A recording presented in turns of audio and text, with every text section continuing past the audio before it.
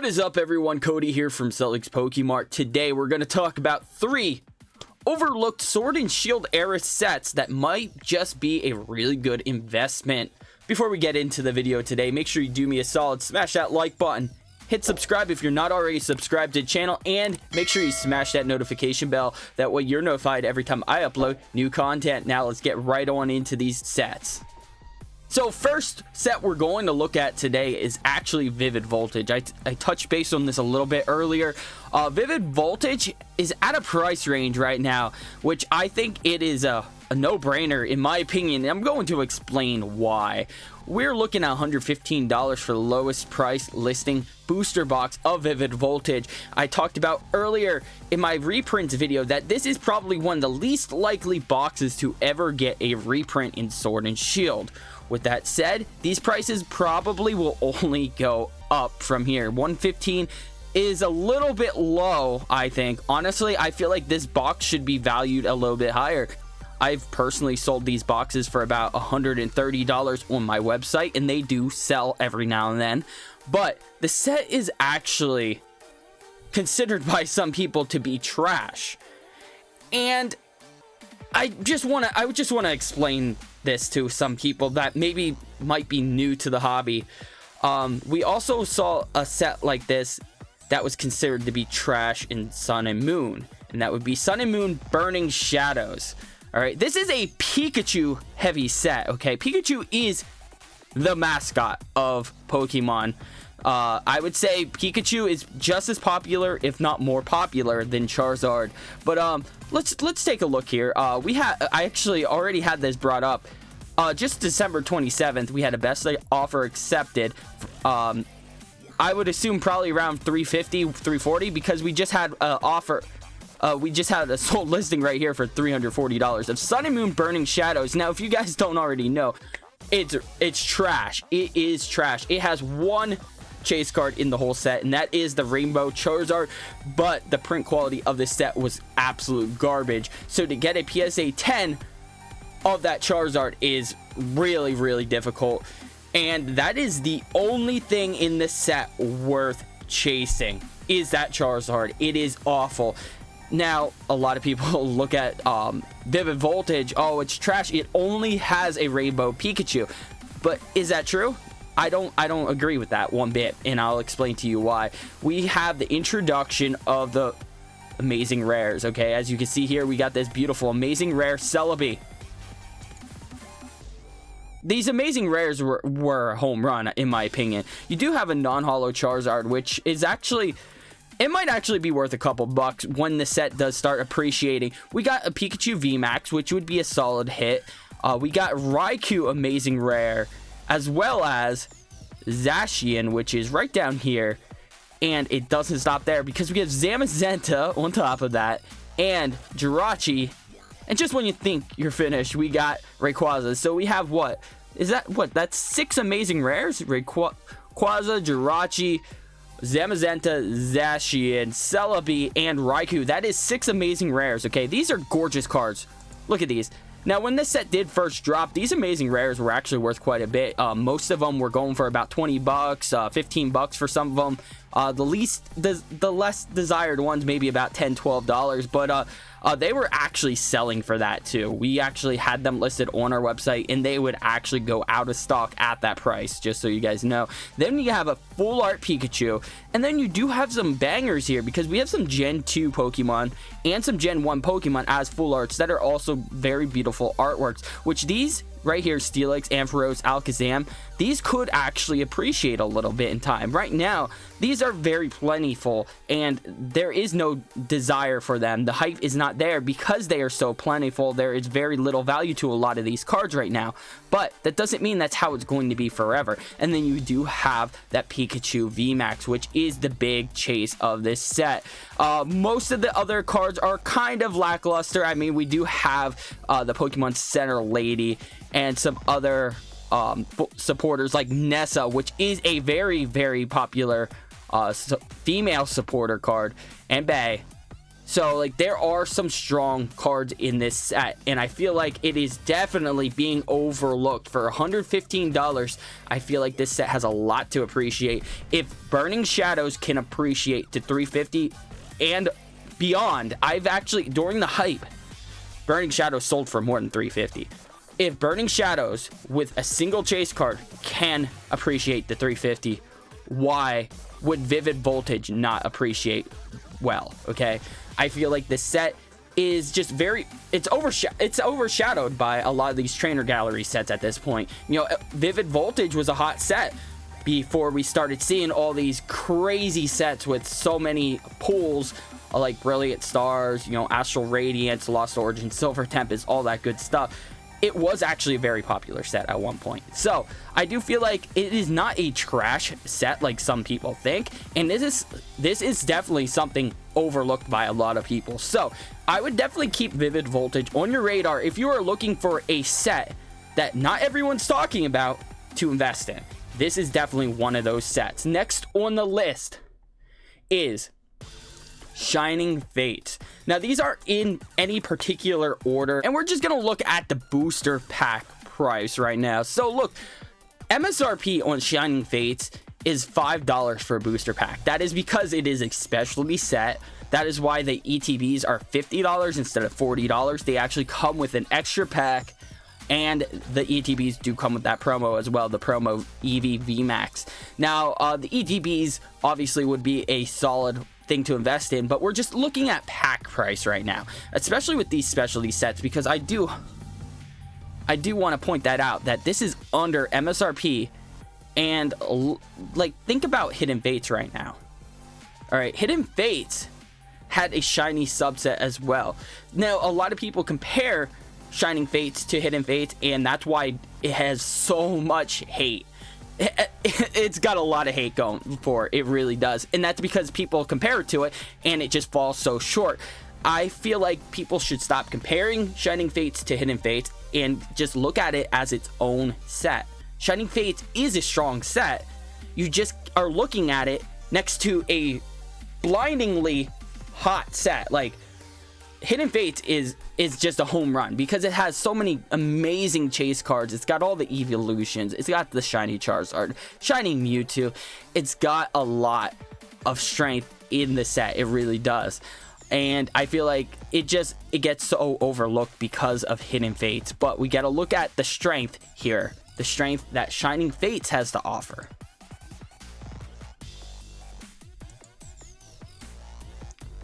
Now, the main set, there's really nothing too impressive. We do have some of these amazing rares, which they do definitely help. They do help. We got the Yveltal amazing rare, and then I thought there were three. There's Kyogre, Yveltal, and Reshiram. So yeah, Kyogre right here. Okay, so we do have that going for it. Now, on top of that, we do have some supporters. Now, this does not have the most chase cards that we are looking for in the main set. Everything that we are looking for is going to be in the Shining Vault, but we do have Skyla. Skyla is a very solid pull right here. Okay, this is something, I mean, look at Lily. Lily is an absolute monster of a supporter. Skyla is one of those really top tier supporter cards. All right, so this is definitely something that will be chased even more desired. Like, Lily was desired when Lily came out, but it's even more desired now that Lily is an extremely expensive card. But now look at all the shiny Pokemon here. And here, this is the gripe for a lot of people, that it's too heavy with Galar Pokemon. You know, they want more of their original Kantos and Johto and Hoenn Pokemon. But hey, this is Sword and Shield era, guys. All right, this set is supposed to be a tribute to Galar. I don't have a problem with this. I think they did it well. And the sooner you understand that, the better off you will be. All right, I like Applin. I like Flapple. I like Appleton. Those are some badass Pokemon here. All right, we got all the starters right here. And then we got Suicune as well. Like, this is not a bad subset. It's just a lot of people, you know, a lot of the people that did come into the hobby that came in around this time, you know, they came in from a lot of the Logan Paul hype. So they had those, you know, Gen 1 vibes.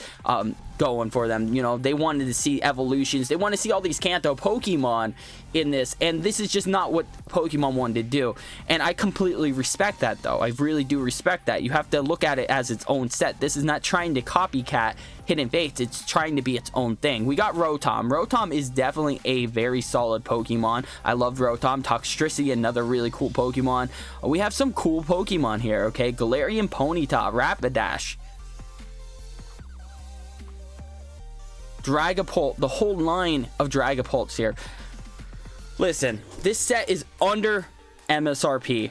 You could get this for less than MSRP. Now, even if you could get this for MSRP, this is going to be bringing fun for years to come, all right? And there will be a day that people will look back and be like, damn, I wish I stocked up on some of this. Because look, we got Shining Charizard VMAX. We got the Lapras, Toxtricity, full arts here. Ditto, look at this. A Shining Ditto. Can you really look at Shining Ditto and be disappointed? Like, that's so cool. Like a blue piece of bubblegum. And then we got double and the gold cards, which the gold cards are a little bit underwhelming. I do totally get that. This set is very strong. It really is. And I feel like it's just really overlooked by some of the other really strong sets in Sword and Shield. And that's why I think this is one set that is being slept on that people should definitely pick up before it's too late, because this is one of those sets that will definitely rise in value, especially with Scarlet and Violet coming out. I do believe Shining Fates, it's had its run, it's had its reprints. I don't see why Pokemon would print any more of this, so maybe it's time to grab some of this stuff for your sealed investment collection and just see what happens. I think this is something that's definitely worth opening in the future. You know, I think there will be streamers chasing after these shinies later on in the future, now that, you know, the hype definitely died down for this set. It did. I'm not saying like, hey, like this is super hype set, guys, like you gotta buy in now, you gotta buy in. I'm not saying that. The hype did die down for this set, but it doesn't mean it's any less of a set. It's still a very strong set. And that's why I chose Shining Fates today as one of those very overlooked, good investable sets that you could buy right now. It's not too late. It's very obtainable. It might get some hate here for this, but we are talking about Pokemon Go. Yeah, Pokemon Go. Look at the market price here. This is a specialty set. Like I said, specialty sets. MSRP for $5 a pack.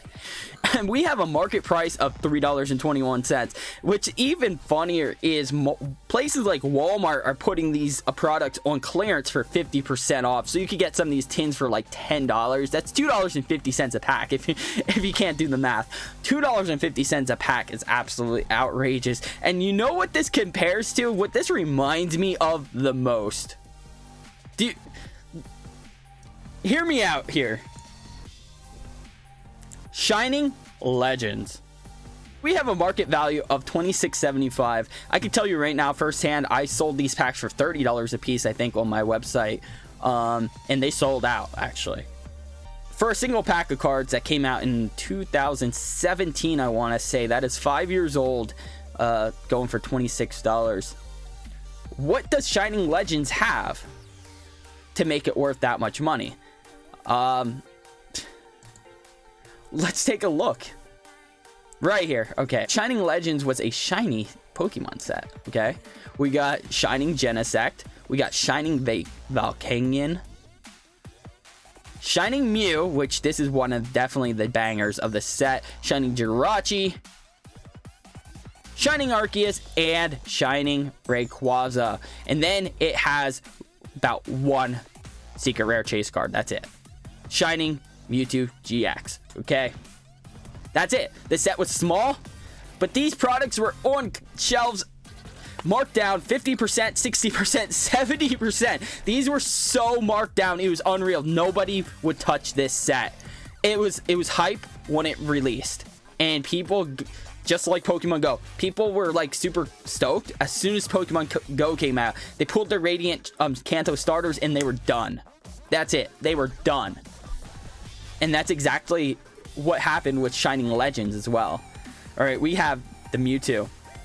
These two shinies here of Rayquaza, Arceus, the Mew, the Jirachi, Volcanion, and Shining Genesect. We have what, like 6 chase cards in the whole set.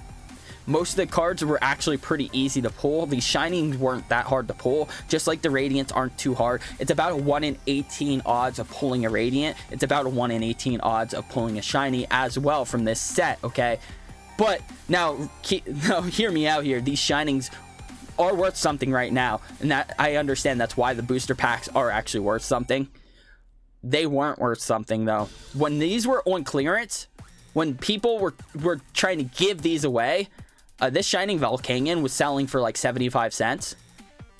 Shining Genesect, like a 50-75 card. Jirachi, I think you could, on a good day, you could get $1 or $2 for it. Shining Mew, Rayquaza were the 2 big ones. You could get them, you could sell them for maybe like $6 to $10 if you're lucky for those 2, and then Shining Arceus maybe a couple bucks. The big one right here was Shining the Mewtwo GX. Guess how much this was selling for? This was about $20, guys. $20 for the main chase card. What set does that remind you of? Pokemon Go. And what's so special about Pokemon Go? Well, let's take a look here. We got Radiant Venusaur. Now, these Radiant Pokemon are actually Shinies. It's just without the fancy shiny terminology. Radiant Charizard and Radiant Blastoise. Yeah, now we don't have 6 Shinies like Shining Fates does, but we have Kanto starters. These count for something. These are big, okay? And yeah, we don't have a whole lot left in the set. We don't. We have a Ditto chase card, which is actually a pretty solid chase. They're not that common to find. We got Mewtwo alternate art. Conkeldurr, nobody really gives a crap for, honestly. And I don't blame him. I'm not really a fan either. And then we do have Rainbow Dragonite, which is pretty solid. We have a Rainbow Mewtwo and the Golden Mewtwo, which are all 3 pretty solid Pokemon if you ask me. And the Full Art Dragonite's actually pretty nice as well. So these are the main chase cards though. The Mewtwo V and then the 3 Shining. Honestly, I feel like the Radiant, Blastoise, Venusaur, and Charizard are some of the big ones that people want to pull. I think they're the coolest, honestly, in my opinion. But these, it's a no-brainer at this point. Does this not remind you of Shining Legends and what happened with Shining Legends? Nobody's buying Pokemon Go right now. It's discounted and it still sits collecting dust. This is the time to buy this set right now. It is at an all-time low. It is honestly a no-brainer to buy in because it only has one way to go, and that's up at this point. I feel like a lot of people are overlooking this set. Pokemon Go definitely is going to be a very solid set to invest in. I can see streamers opening this set up years to come looking for these Radiant Kanto starters. All right, so that's just my thought. That's speculation, obviously. I am not a financial advisor. At the end of the day, it is your money. So invest in what you want to invest in, open what you want to open. I'm just here to give you my opinion and what I think. So I do appreciate you watching this video. Let me know in the comments below if you agree with some of these sets that are on the list, if you agree with all of them or none of them. Let me know. I would like to start a conversation below. And as always, everyone, I really appreciate the support. Let's make like Charizard and keep this passion burning.